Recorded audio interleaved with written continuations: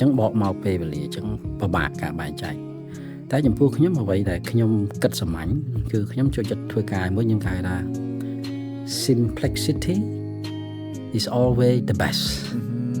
ពេលខ្លះអ្នកខ្លះក៏គិតស្មុគស្មាញភាពសាមញ្ញវាអស្ចារ្យបាទភាពសាមញ្ញទៅអស្ចារ្យវិញតែអ្នកខ្លះពេលដែលគាត់គិតអីមួយសុកស្មាញ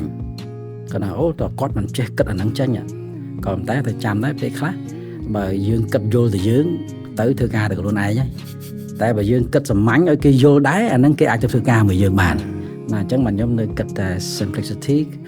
ភាពសាមញ្ញគឺជារឿងអស្ចារ្យជារឿងអស្ចារ្យឬមួយក៏គេថា the best វិញបាទអញ្ចឹងគឺអ្វីដែលខ្ញុំគិតសំខាន់គឺការ priority ខ្ញុំត្រូវមើលអ្វីជា prioritization របស់ខ្ញុំអញ្ចឹងនេះខ្ញុំដាក់ key មុនគេអ្វីជាអាទិភាពមកណាបាទអ្វីជាអាទិភាពមុនគេឧទាហរណ៍ថាឥឡូវនៅក្នុង company ខ្ញុំគិតថាក្រុមគ្រួសាររបស់ខ្ញុំសឹងទាំងអស់គ្នាគឺយើងដាក់ថា company គឺជា first priority ហើយទៅជា family យើងទៅជា second priority វិញក៏ថាបានដែរដោយសារយើងចំណាយពេលវេលានៅ company ច្រើន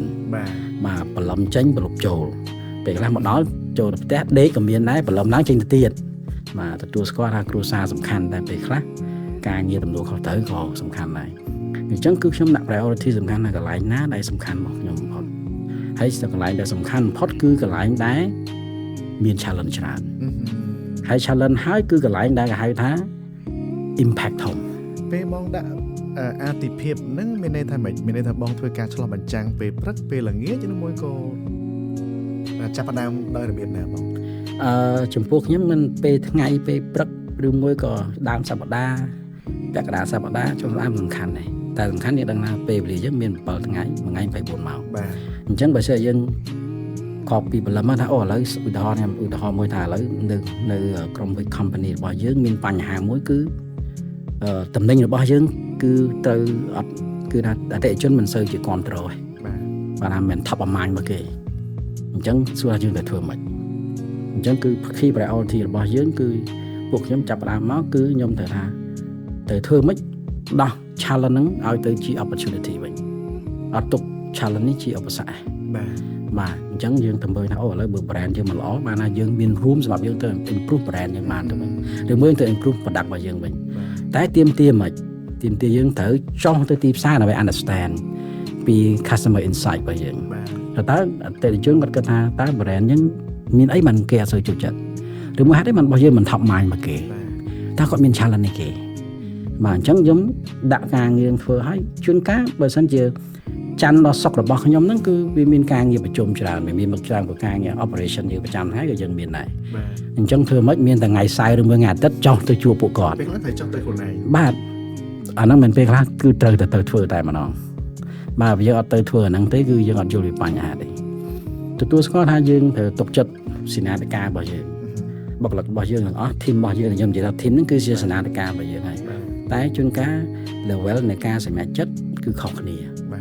បាទពួកគាត់ក៏គាត់មិនថាគាត់មិនហ៊ានទេតែពេលខ្លះអាការគិតឬមួយអាការ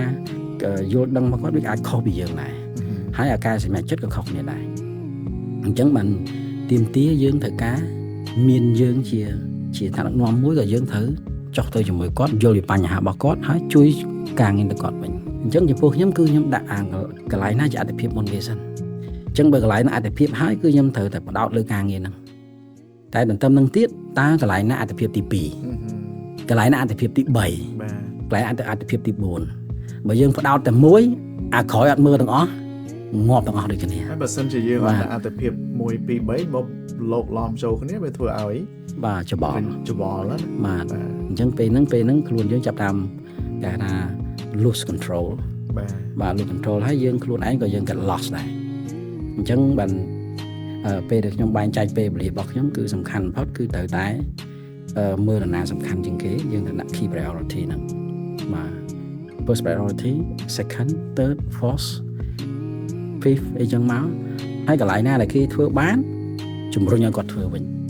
យើងត្រូវ empower គាត់ទៅធ្វើវិញបើយើងធ្វើទាំងអស់ក៏យើងធ្វើអត់អស់ដែរ